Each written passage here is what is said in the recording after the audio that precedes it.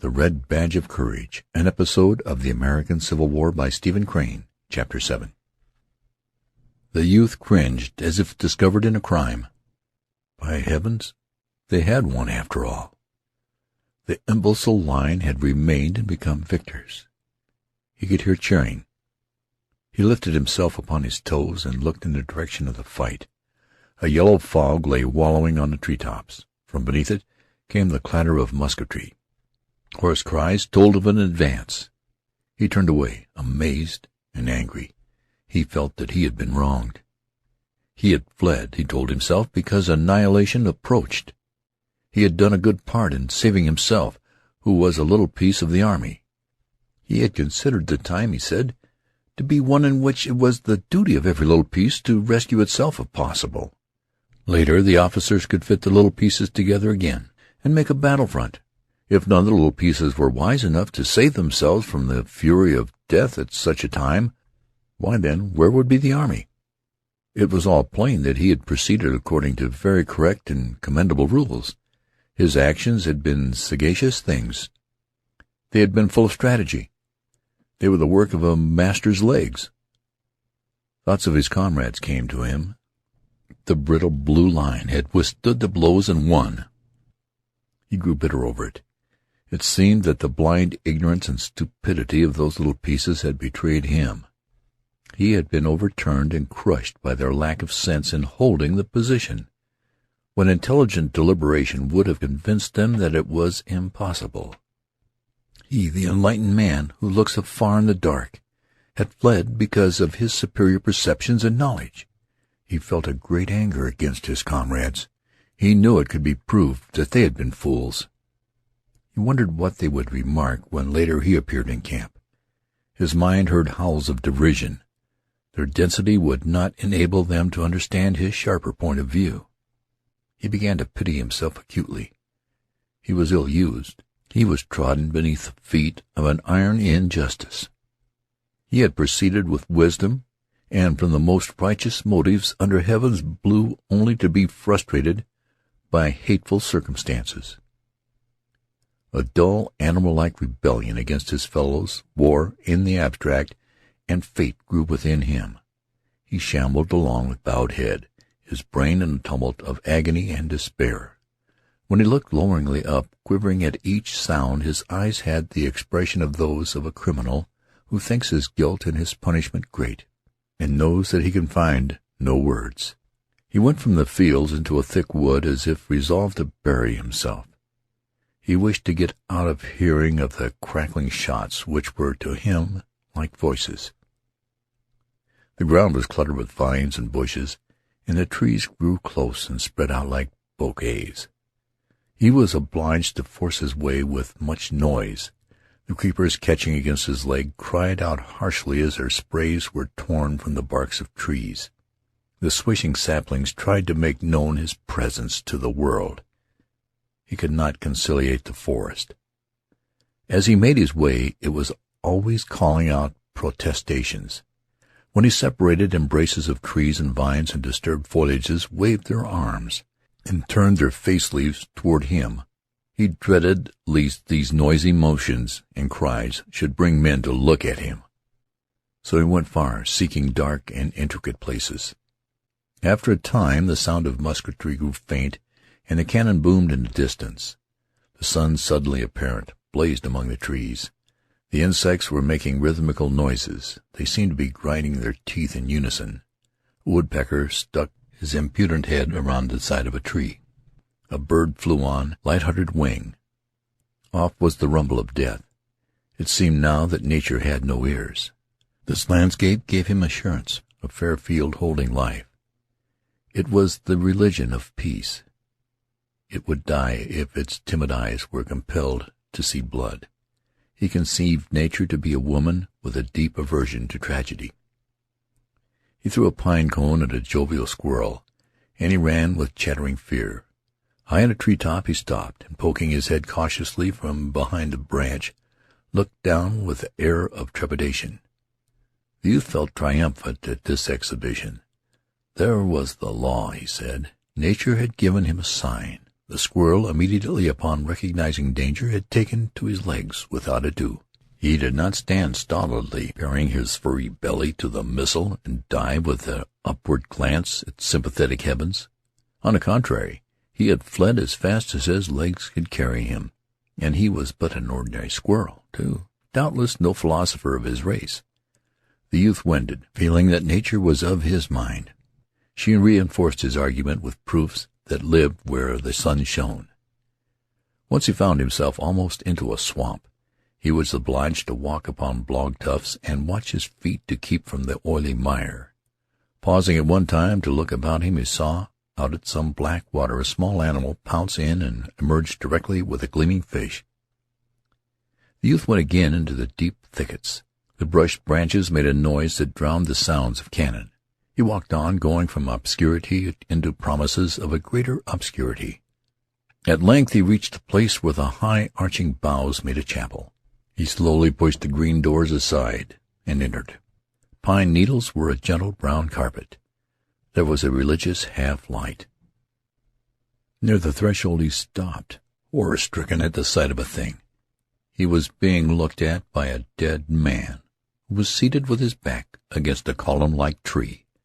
The corpse was dressed in a uniform that once had been blue, but it was now faded to a melancholy shade of green.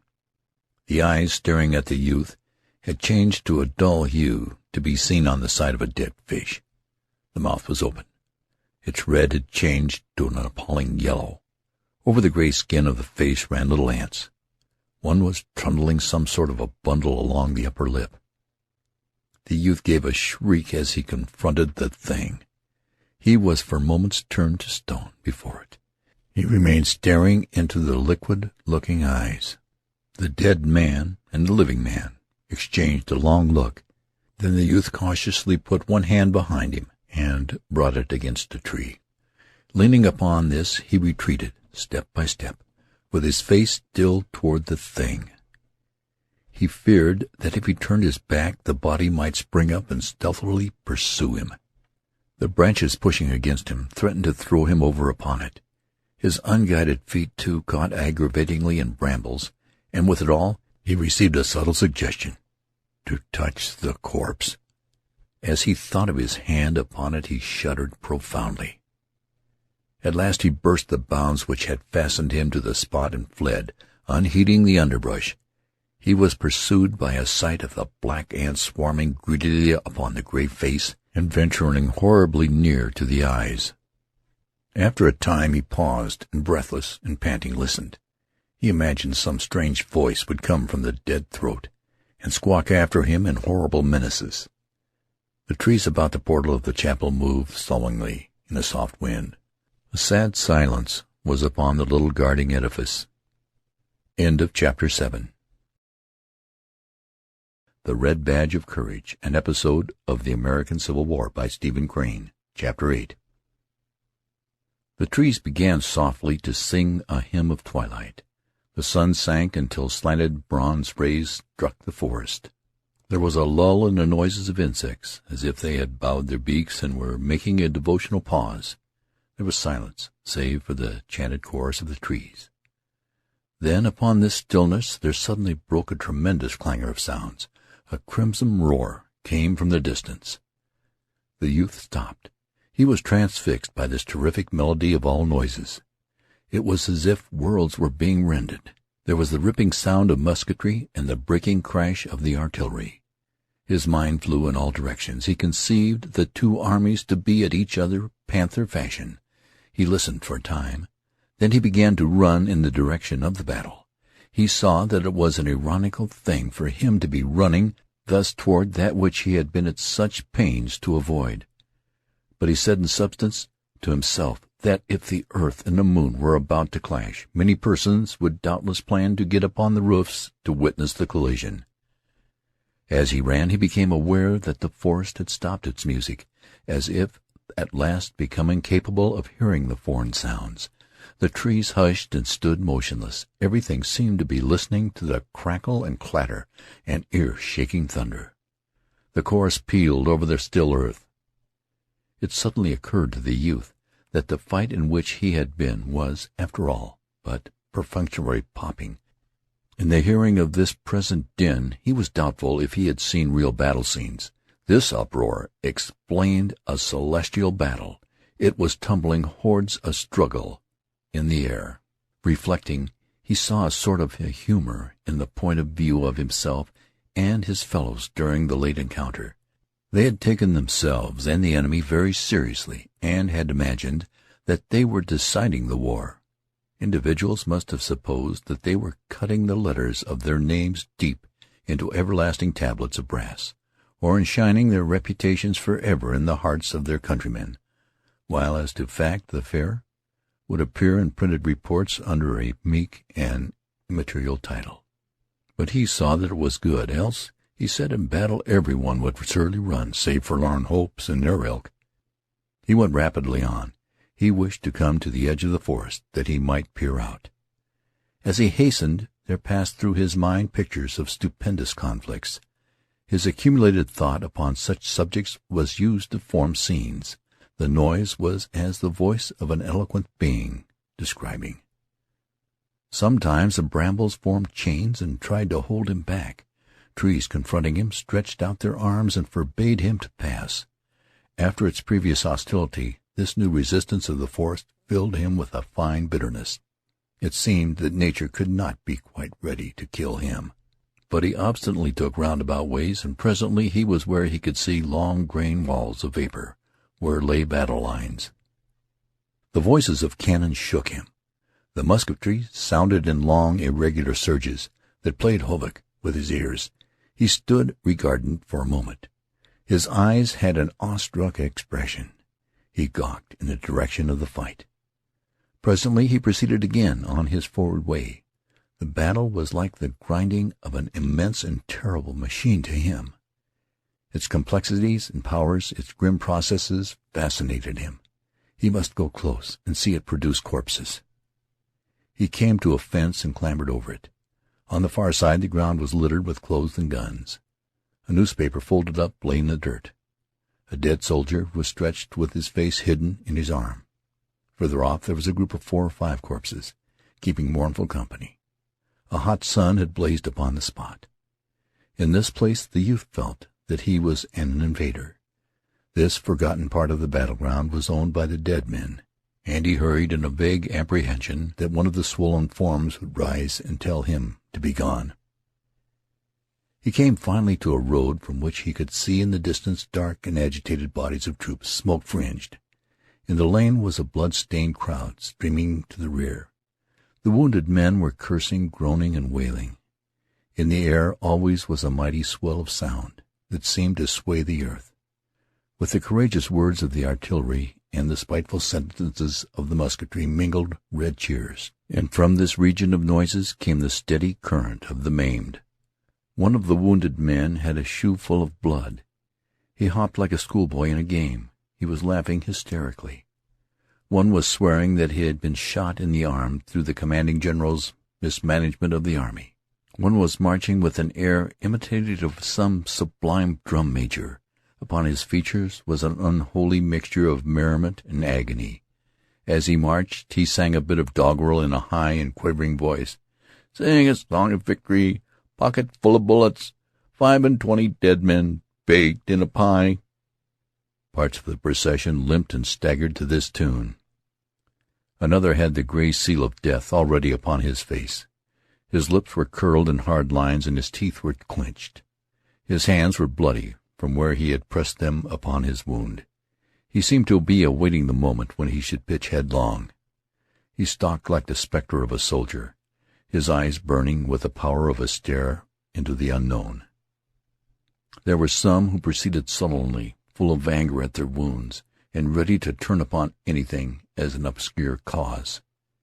An officer was carried along by 2 privates. He was peevish. "Don't jiggle so, Johnson, you fool," he cried. "Think my leg is made of iron? If you can't carry me decent, put me down and let someone else do it." He bellowed at the tottering crowd who blocked the quick march of his bearers. "Say, make way there, can't you?" "Make way, Dickens, take it all." They sulkily parted and went to the roadsides. As he was carried past, they made pert remarks to him. When he raged in reply and threatened them, they told him to be damned.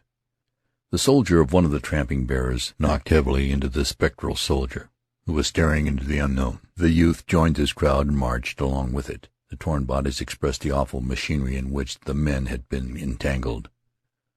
Orderlies and couriers occasionally broke through the throng in the roadway, scattering wounded men right and left, galloping on, followed by howls.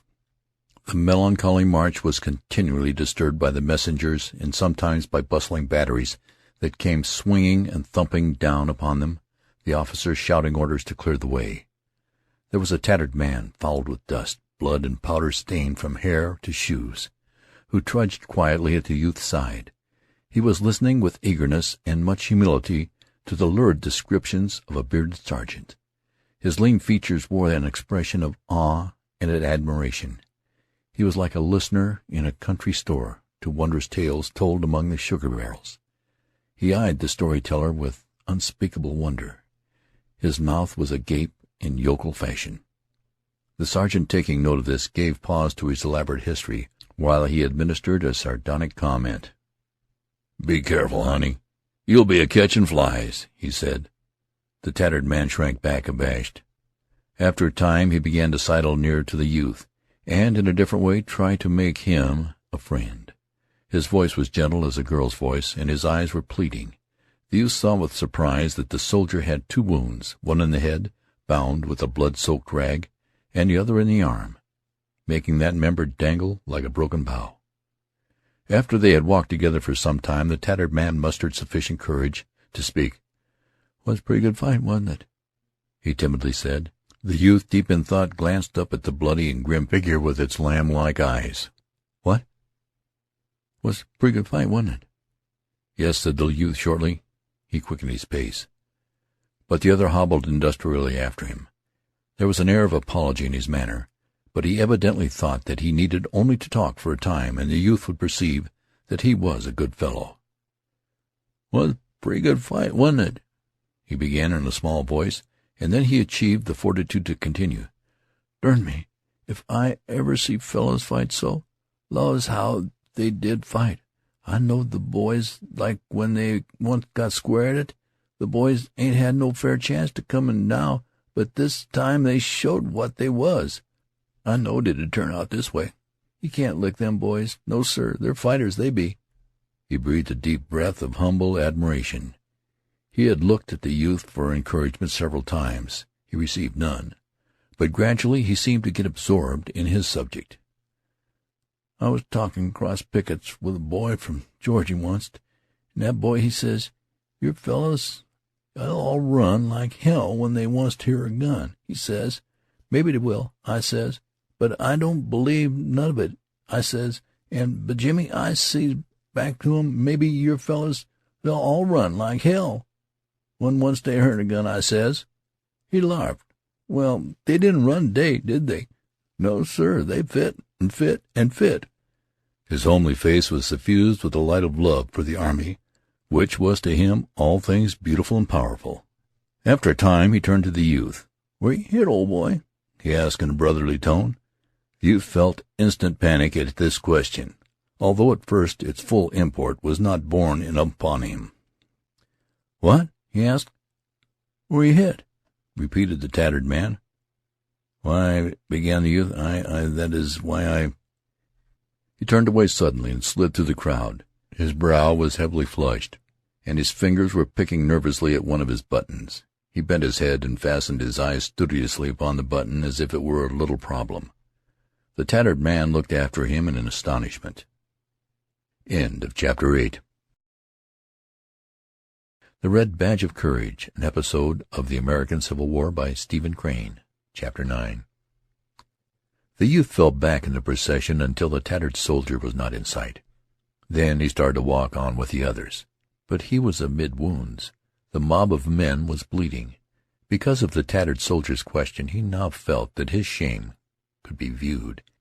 He was continually casting sidelong glances to see if the men were contemplating the letters of guilt he felt burned into his brow. At times he regarded the wounded soldiers in an envious way. He conceived persons with torn bodies to be peculiarly happy. He wished that he too had a wound, a red badge of courage. The spectral soldier was at his side like a stalking reproach. The man's eyes were still fixed in a stare into the unknown. His gray, appalling face had attracted attention in the crowd, and men, slowing to his dreary pace, were walking with him. They were discussing his plight, questioning him, and giving him advice. In a dogged way he repelled them, signing to them to go on, leave him alone. The shadows of his face were deepening, and his tight lips seemed holding in check the moan of great despair. There could be seen a certain stiffness in the movements of his body, as if he were taking infinite care not to arouse the passion of his wounds. As he went on, he seemed always looking for a place, like one goes to choose a grave.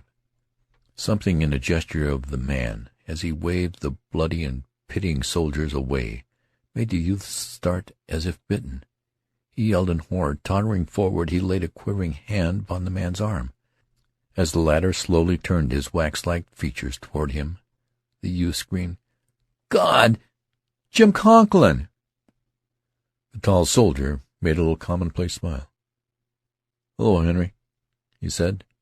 The youth swayed on his legs and glared strangely. He stuttered and stammered, Jim! Jim! Oh, Jim!" The tall soldier held out his gory hand.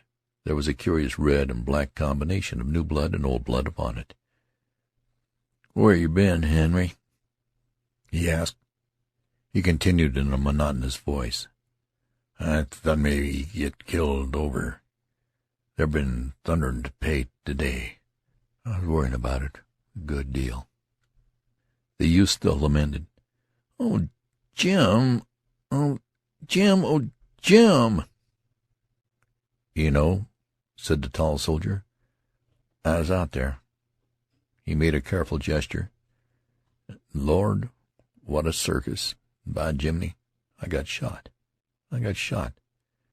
Yes, by Jiminy, I got shot." He reiterated this fact in a bewildered way, as if he did not know how it came about. The youth put forth anxious arms to assist him, but the tall soldier went firmly on as if propelled. Since the youth's arrival as a guardian for his friend, the other wounded men had ceased to display much interest. They occupied themselves again in dragging their own tragedies toward the rear.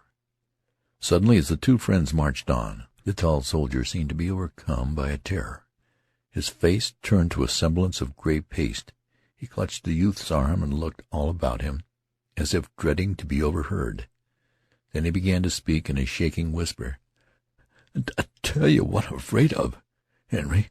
I'll tell you what I'm afraid of. I'm afraid I'll fall down. And then, you know, them damned artillery wagons, they'd like as not to run over me. That's what I'm afraid of." The youth cried out at him hysterically, "I'll take care of you, Jim. I'll take care of you. I swear to God I will." "Sure, will you, Henry?" the tall soldier beseeched. Yes, I tell you I'll take care of you, Jim," protested the youth. He could not speak accurately because of the gulpings in his throat. But the tall soldier continued to beg in a lowly way. He now hung babe-like to the youth's arm, his eyes rolled in the wildness of his terror. "I was always a good friend to you, wasn't I, Henry? I always been a pretty good feller, ain't I? And it ain't much to ask, is it, just to pull me along out there on the road? I'd do it for you, wouldn't I, Henry?" He paused in a piteous anxiety to await his friend's reply. The youth had reached an anguish where the sobs scorched him. He strove to express his loyalty, but he could only make fantastic gestures. However, the tall soldier seemed suddenly to forget all those fears. He became again the grim, stalking specter of a soldier. He went stonily forward. The youth wished his friend to lean upon him, but the other always shook his head and strangely protested. No. Leave me be. Leave me be." His look was fixed again upon the unknown. He moved with mysterious purpose, and all of the youth's offers he brushed aside. No. Leave me be. Leave me be." The youth had to follow. Presently the latter heard a voice talking softly near his shoulders. Turning, he saw that it belonged to the tattered soldier. You'd better take him out into the road, partner. There's a battery coming, belly whoop, down the road, and he'll get runned over. He's a goner anyhow in about 5 minutes. You can see that. You'd better take him out of the road. Where the blazes does he get his strength from?" "Lord knows," cried the youth. He was shaking his hands hopelessly. He ran forward presently and grasped the tall soldier by the arm. Jim, he coaxed, "come with me." The tall soldier weakly tried to wrench himself free. "Huh?" he said vacantly. He stared at the youth for a moment. At last he spoke as if dimly comprehending. "Oh, in the fields? Oh." He started blindly through the grass. The youth turned once to look at the lashing riders and jouncing guns of the battery. He was startled from this view by a shrill outcry from the tattered man. "God, he's running!" Turning his head swiftly, the youth saw his friend running in a staggering and stumbling way toward a little clump of bushes. His heart seemed to wrench itself almost free from his body at this sight. He made a noise of pain. He and the tattered man began a pursuit. There was a singular race. When he overtook the tall soldier, he began to plead with all the words he could find. Jim, what are you doing? What makes you do this way? You'll hurt yourself." The same purpose was in the tall soldier's face. He protested in a dull way, keeping his eyes fastened on the mystic place of his intentions. No, don't touch me. Leave me be. Leave me be." The youth, aghast and filled with wonder at the tall soldier, began quiveringly to question him. "Where you going, Jim? What are you thinking about? Where you going? Tell me, won't you, Jim?" The tall soldier faced about as upon relentless pursuers. In his eyes there was a great appeal. "Leave me be, can't you? Leave me be for a minute." The youth recoiled. "Why, Jim," he said in a dazed way, "what's the matter with you?" The tall soldier turned and, lurching dangerously, went on. The youth and tattered soldier followed, sneaking as if whipped, feeling unable to face the stricken man if he should again confront them. They began to have thoughts of a solemn ceremony. There was something rite-like in these movements of the doomed soldier, and there was a resemblance in him to a devotee of a mad religion, blood-sucking, muscle-wrenching, bone-crushing. They were awed and afraid. They hung back, lest he have at command a dreadful weapon. At last they saw him stop and stand motionless. Hastening up, they perceived that his face wore an expression telling that he had at last found the place for which he had struggled. His spare figure was erect. His bloody hands were quietly at his side. He was waiting with patience for something that he had come to meet. He was at the rendezvous. They paused and stood expectant. There was a silence. Finally the chest of the doomed soldier began to heave with a strained motion. It increased in violence until it was as if an animal was within and was kicking and tumbling furiously to be free. This spectacle of gradual strangulation made the youth writhe, and once, as his friend rolled his eyes, he saw something in them that made him sink, wailing to the ground. He raised his voice in a last supreme call. "Jim! Jim! Jim!" The tall soldier opened his lips and spoke. He made a gesture. "Leave me be. Don't touch me. Leave me be." There was another silence while he waited. Suddenly his form stiffened and straightened. Then it was shaken by a prolonged hug. He stared into space. To the two watchers there was a curious and profound dignity in the firm lines of his awful face. He was invaded by a creeping strangeness that slowly enveloped him. For a moment the tremor of his legs caused him to dance a sort of hideous hornpipe. His arms beat wildly about his head in expression of imp-like enthusiasm. His tall figure stretched itself to its full height. There was a slight rending sound.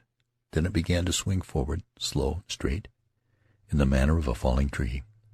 A swift, muscular contortion made the left shoulder strike the ground first. The body seemed to bounce a little away from the earth. "God," said the tattered soldier. The youth had watched spellbound this ceremony at the place of meeting. His face had been twisted into an expression of every agony he had imagined for his friend. He now sprang to his feet, and going closer, gazed upon the paste-like face. The mouth was open, and the teeth showed in a laugh. As the flap of the blue jacket fell away from the body, he could see that the side looked as if it had been chewed by wolves. The youth turned with sudden livid rage toward the battlefield. He shook his fist. He seemed about to deliver a philippic. "Hell!" The red sun was pasted in the sky like a wafer. End of chapter 9. The Red Badge of Courage, an episode of the American Civil War by Stephen Crane, Chapter 10. The tattered man stood musing. "Well, he was a regular Jim Dandy for nerve, wasn't he?" said he, finally, in a little awestruck voice. "Regular Jim Dandy." He thoughtfully poked one of the docile hands with his foot. "I wonder where he's got his strength from.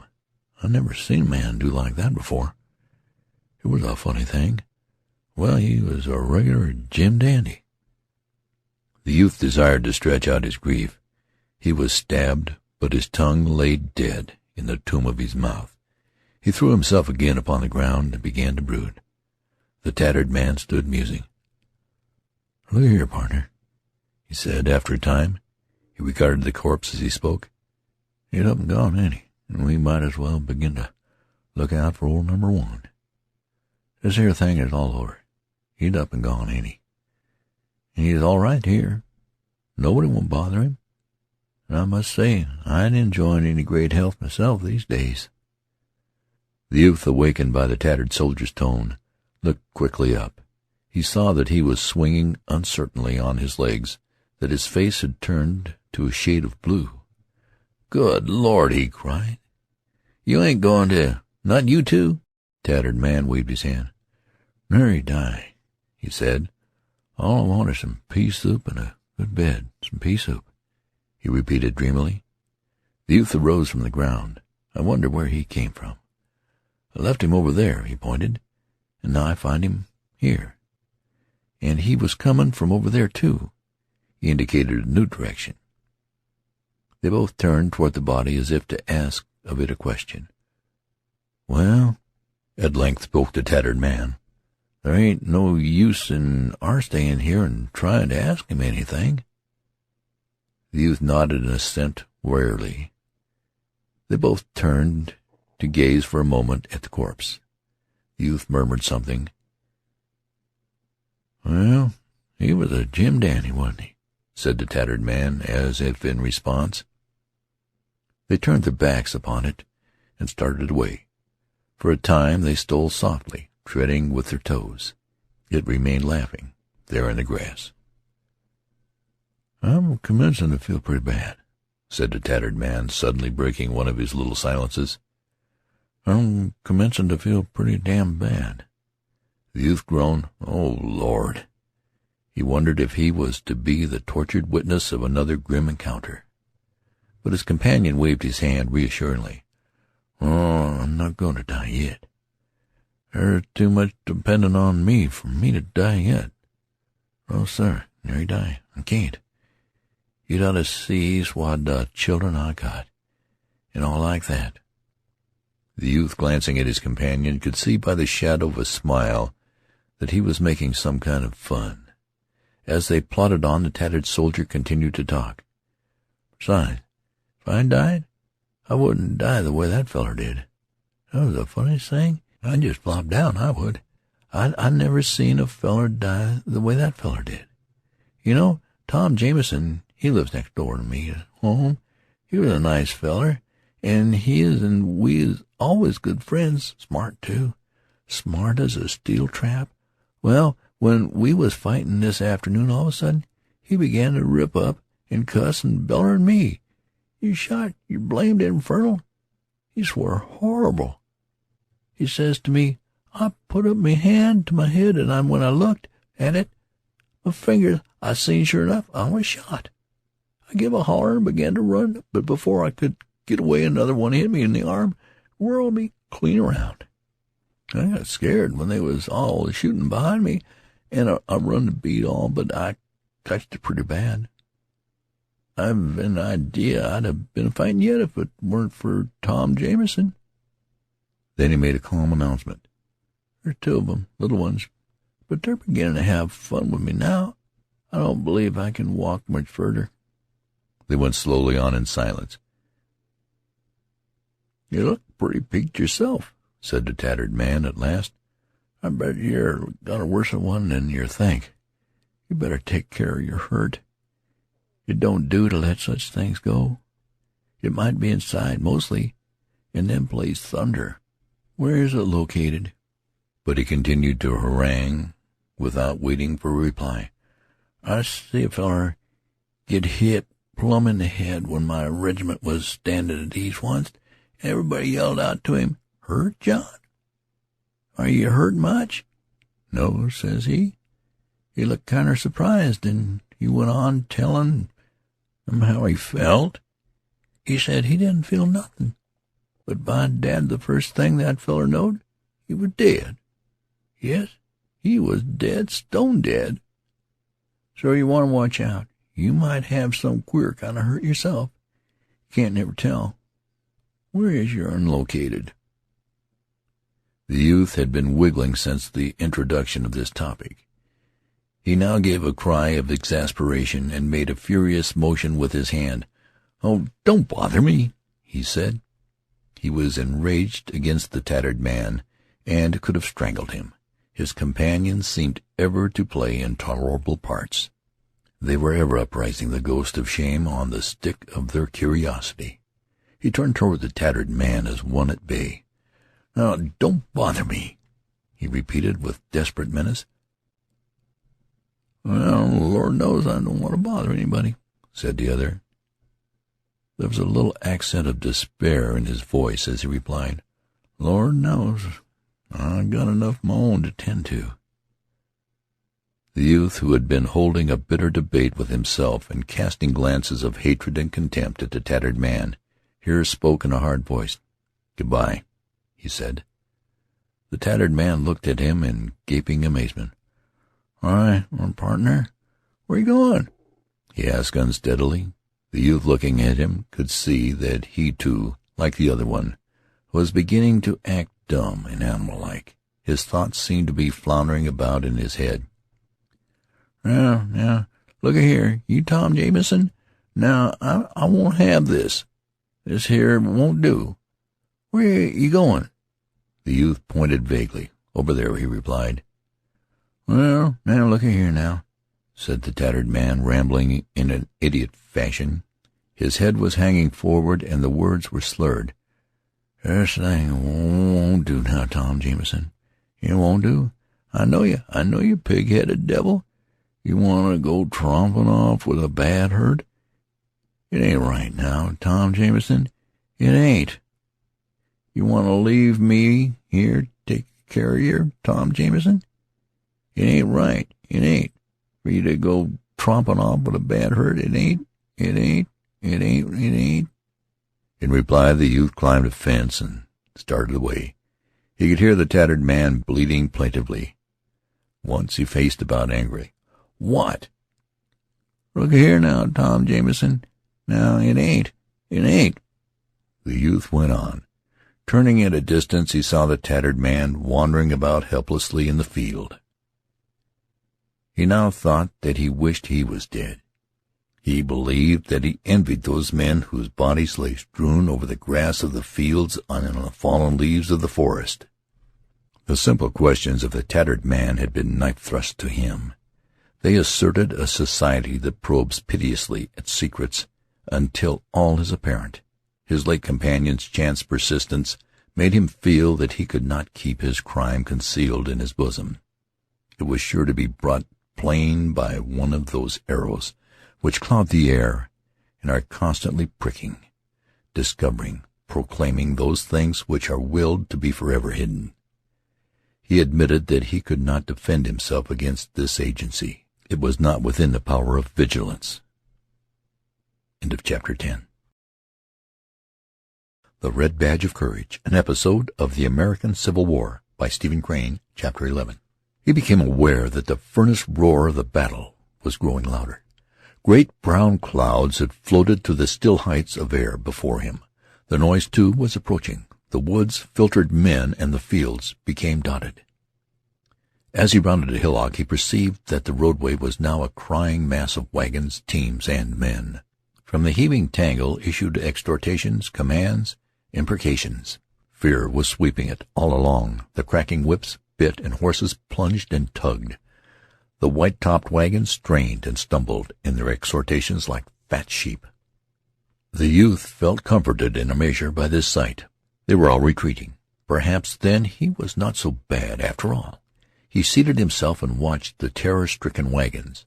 They fled like soft, ungainly animals.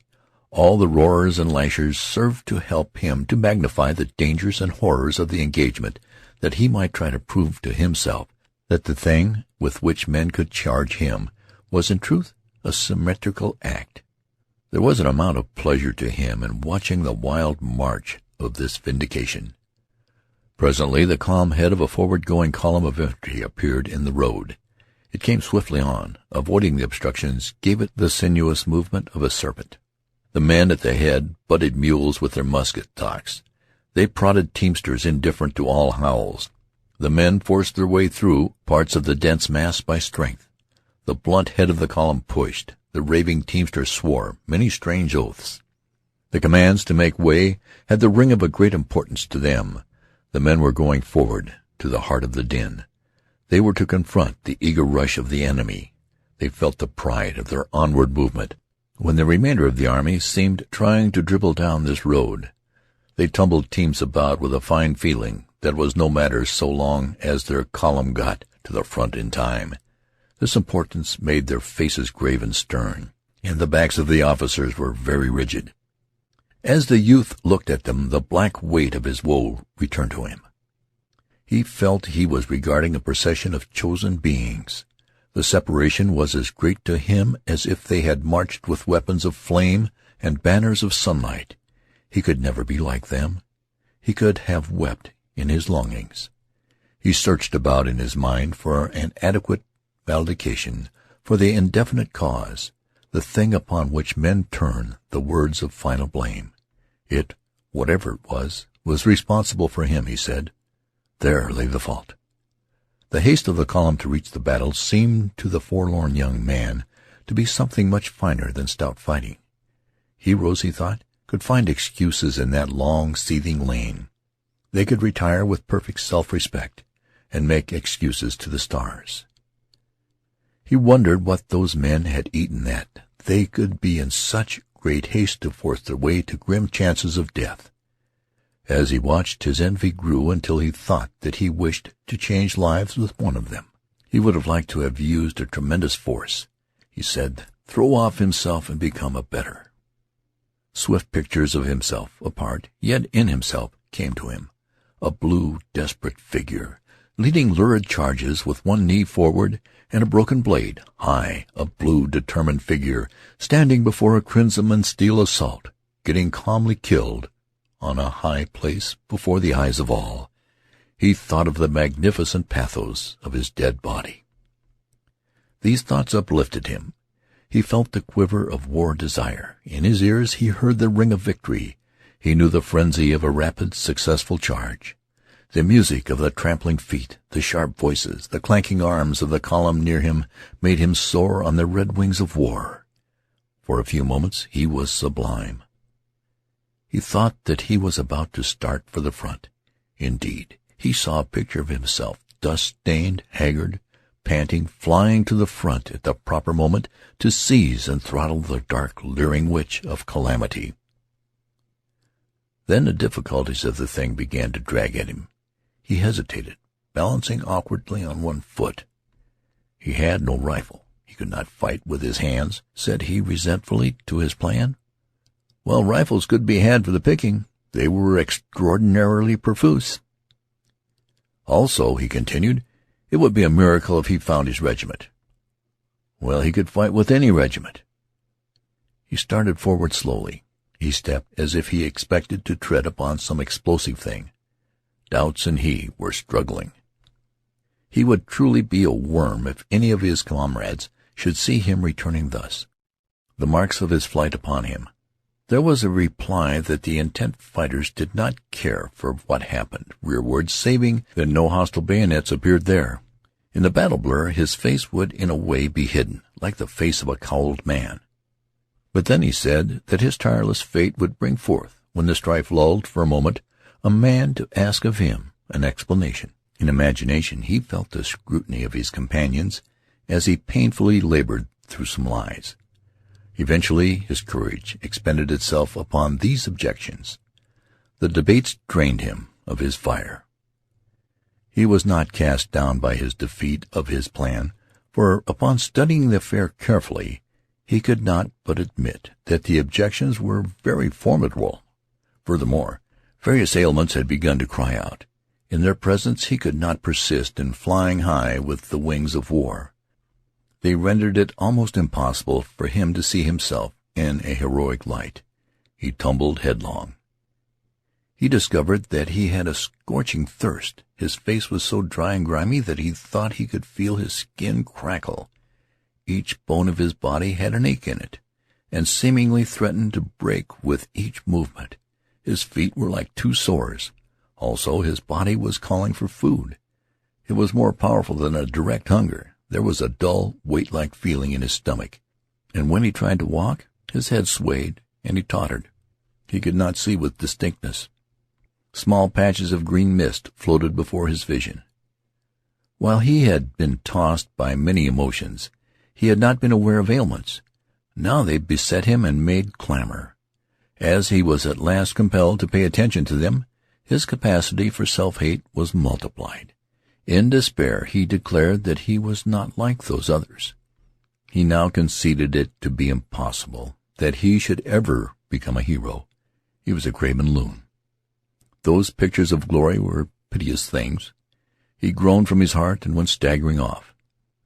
A certain moth-like quality within him kept him in the vicinity of the battle. He had a great desire to see and to get news. He wished to know who was winning. He told himself that despite his unprecedented suffering, he had never lost his greed for a victory. Yet he said, in a half-apologetic manner to his conscience, he could not but know that a defeat for the army this time might mean many favorable things for him. The blows of the enemy would splinter regiments into fragments. Thus many men of courage, he considered, would be obliged to desert the colors and scurry like chickens. He would appear to be one of them. They would be sullen brothers in distress, and he could then easily believe he had not run any further or faster than they. And if he himself could believe in his virtuous perfection, he conceived that there would be small trouble in convincing all others. He said, as if in excuse for this hope, that previously the army had encountered great defeats, and in a few months then shaken off all blood and tradition of them, emerging as bright and valiant as a new one, thrusting out of sight the memory of disaster and appearing with the valor and confidence of unconquered legions. The shrilling voices of the people at home would pipe dismally for a time, but various generals were usually compelled to listen to these ditties. He, of course, felt no compunction for proposing a general as a sacrifice. He could not tell who the chosen for the barbs might be, so he could center no direct sympathy upon him. The people were afar, and he did not conceive public opinion to be accurate at long range. It was quite probable they would hit the wrong man, who, after he had recovered from his amazement, would perhaps spend the rest of his days in writing replies to the songs of his alleged failure. It would be very unfortunate, no doubt, but in this case a general was of no consequence to the youth. In a defeat there would be a roundabout vindication of himself. He thought it would prove in a manner that he had fled early because of his superior powers of perception. A serious prophet upon predicting a flood should be the first man to climb a tree. This would demonstrate that he was indeed a seer. A moral vindication was regarded by the youth as a very important thing. Without salve, he could not, he thought, wear the sore badge of his dishonor through life. With his heart continually assuring him that he was despicable, he could not exist without making it, through his actions, apparent to all men. If the army had gone gloriously on, he would be lost. If the din meant that now his army's flags were tilted forward, he was a condemned wretch. He would be compelled to doom himself to isolation. If the men were advancing, their indifferent feet were trampling upon his chances for a successful life. As these thoughts went rapidly through his mind, he turned upon them and tried to thrust them away. He denounced himself as a villain. He said that he was the most utterly selfish man in existence. His mind pictured the soldiers who would place their defiant bodies before the spear of the yelling battle fiend, and as he saw their dripping corpses on an imagined field, he said that he was their murderer. Again he thought that he wished he was dead. He believed that he envied a corpse. Thinking of the slain, he achieved a great contempt for some of them, as if they were guilty for this becoming lifeless. They might not have been killed by lucky chance, he said, before they had opportunities to flee or before they had been really tested. Yet they would receive laurels from tradition. He cried out bitterly that their crowns were stolen and their robes of glorious memories were shams. However, he still said that it was a great pity he was not as they. A defeat of the army had suggested itself to him as a means of escape from the consequences of his fall. He considered now, however, that it was useless to think of such a possibility. His education had been that success for that mighty blue machine was certain, that it would make victories as a contrivance turns out buttons. He presently discarded all his speculations in the other direction. He returned to the creed of soldiers. When he perceived again that it was not possible for the army to be defeated, he tried to bethink him of a fine tale which he could take back to his regiment, and with it turn the expected shafts of derision. But as he morally feared these shafts, it became impossible for him to invent a tale he felt he could trust. He experimented with many schemes, but threw them aside one by one as flimsy. He was quick to see vulnerable places in them all. Furthermore, he was much afraid that some arrow of scorn might lay him mentally low before he could raise his protecting tale. He imagined the whole regiment saying, "Where's Henry Fleming? He run, didn't he?" Oh, my! He recalled various persons who would be quite sure to leave him no peace about it. They would doubtless question him with sneers and laugh at his stammering hesitation. In the next engagement, they would try to keep watch on him to discover when he would run. Wherever he went in camp, he would encounter insolent and lingeringly cruel stares. As he imagined himself passing near a crowd of comrades, he could hear someone say, "There he goes." Then, as if the heads were moved by one muscle, all the faces were turned toward him with wide, derisive grins. He seemed to hear someone make a humorous remark in a low tone. At it, the others cowed and cackled. He was a slang phrase. End of Chapter 11. The Red Badge of Courage, an episode of the American Civil War by Stephen Crane. Chapter 12. The column that had butted stoutly at the obstacles in the roadway was barely out of the youth's sight before he saw dark waves of men come sweeping out of the woods and down through the fields. He knew at once that the steel fibers had been washed from their hearts. They were bursting from their coats and their equipments as from entanglements. They charged down upon him like terrified buffaloes. Behind them blue smoke curled and clouded above the tree-tops, and through the thickets he could sometimes see a distant pink glare. The voices of the cannon were clamoring in interminable chorus. The youth was horror-stricken. He stared in agony and amazement. He forgot that he was engaged in combating the universe.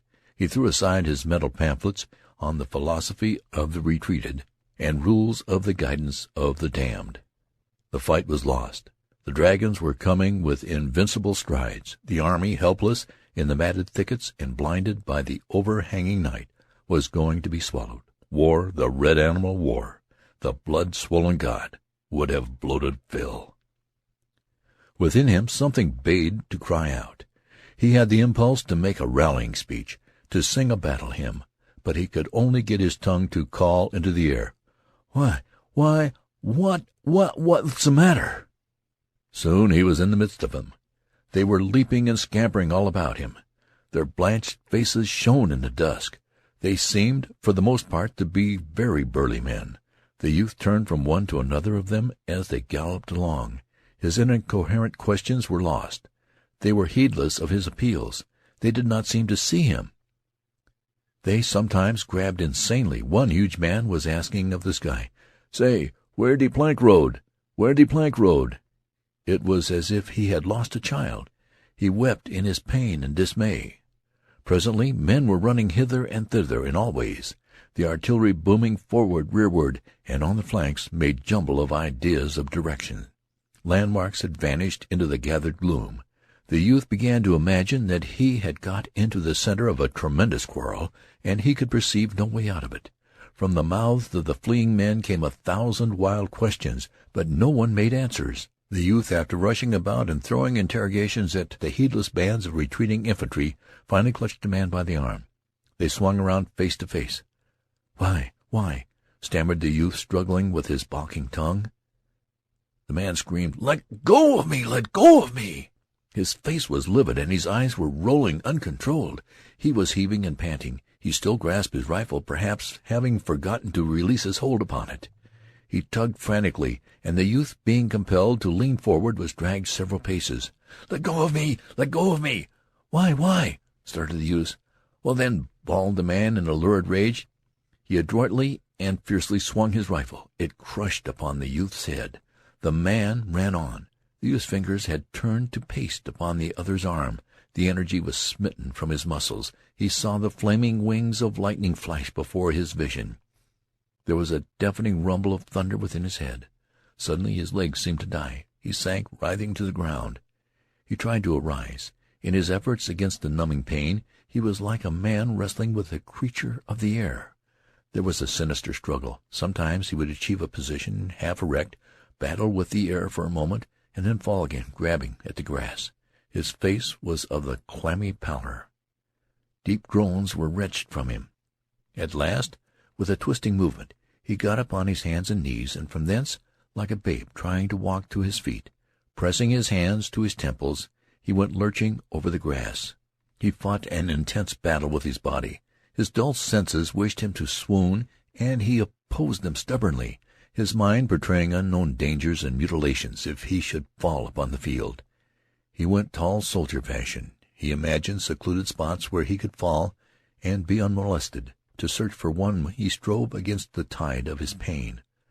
Once he put his hand to the top of his head and timidly touched the wound.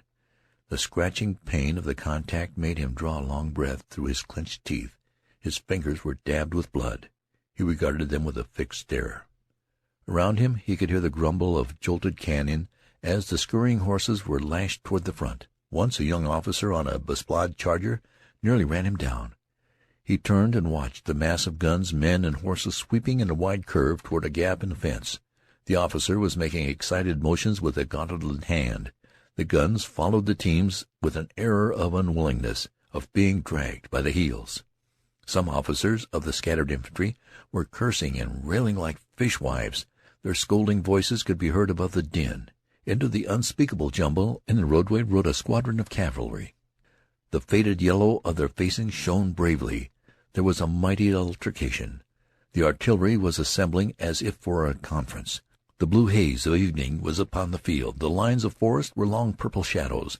One cloud lay along the western sky, partly smothering the red. As the youth left the scene behind him, he heard the guns suddenly roar out. He imagined them shaking in black rage.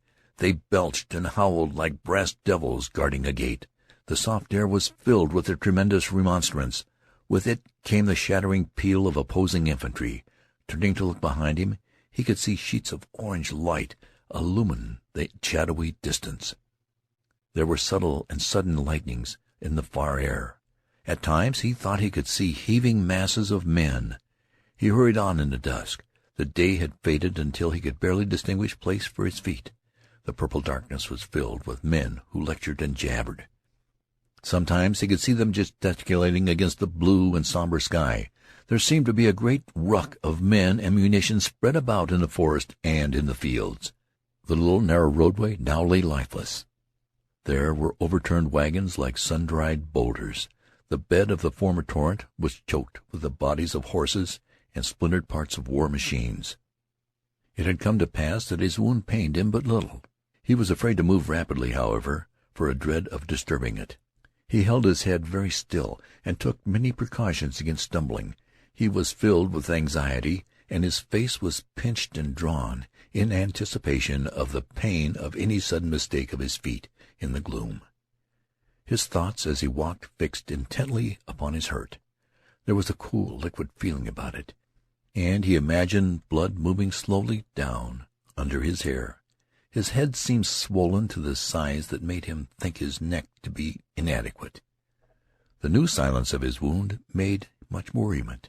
The little blistering voices of pain that had called out from his scalp were, he thought, definite in their expression of danger.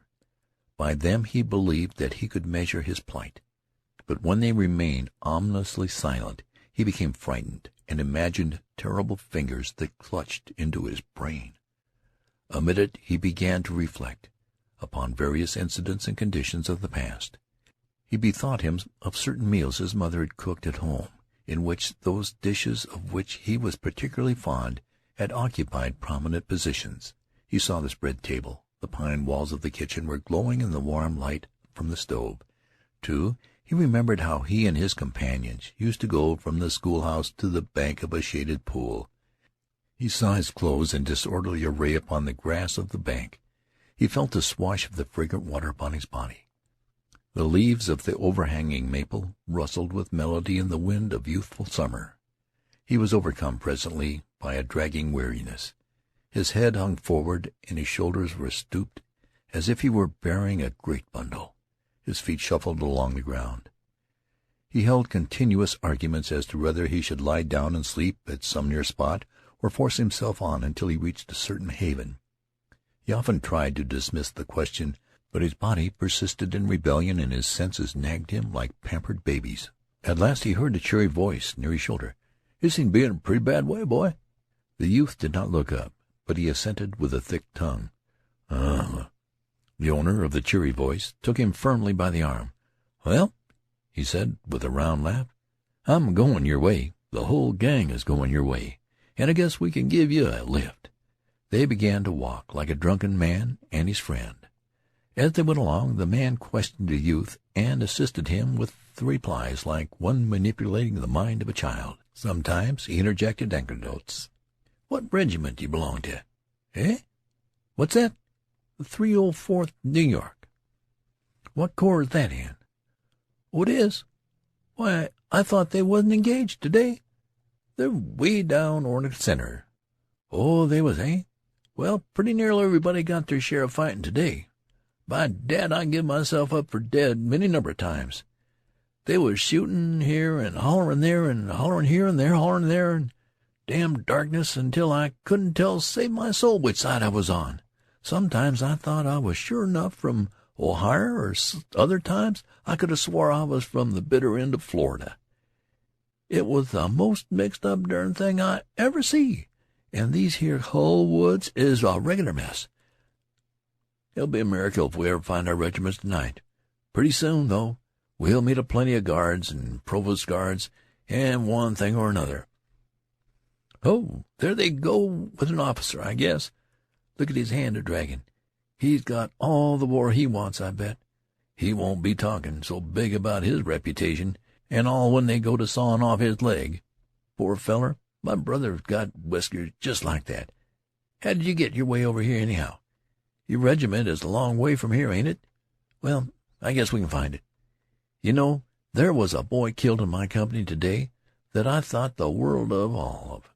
Jack was a nice feller. By ginger, it hurt like thunder to see old Jack just get knocked flat. We was a-standing pretty peaceable for a spell, though there was men running every way all around us, and while we was a-standing like that, long comes a big fat feller. He began to peck at Jack's elbow and says, "Say, where's the road to the river?" And Jack, he never paid no attention, and that feller kept on a-pecking at his elbow and saying, "Say, where's the road to the river?" Jack was looking ahead all the time, trying to see the Johnnies coming through the woods, and he never paid no attention to the big fat feller for a long time. But at last he turned around and he says, go to hell and find the road to the river. And just then a shot slapped him bang on the side of the head. He was a sergeant, too. Them was his last words. Thunder, I wish we was sure of finding our regiments tonight. It's going to be a long hunting, but I guess we can do it." In the search which followed, the man of the cheery voice seemed to the youth to possess a wand of a magic kind. He threaded the mazes of the tangled forest with a strange fortune. In encounters with guards and patrols he displayed the keenness of a detective and the valor of a gamin. Obstacles fell before him and became of assistance. The youth, with his chin still on his breast, stood woodenly by while his companion beat ways and means out of sullen things. The forest seemed a vast hive of men buzzing about in frantic circles, but the cheery man conducted the youth without mistakes until at last he began to chuckle with glee and self-satisfaction. "Ha! There you are! See that fire?" The youth nodded stupidly. "Well, there's where your regiment is. And now, good-bye, old boy. Good luck to you." A warm and strong hand clasped the youth's languid fingers for an instant, and then he heard a cheerful and audacious whistling as the man strode away. As he who had so befriended him was thus passing out of his life, it suddenly occurred to the youth that he had not once seen his face. End of chapter 12.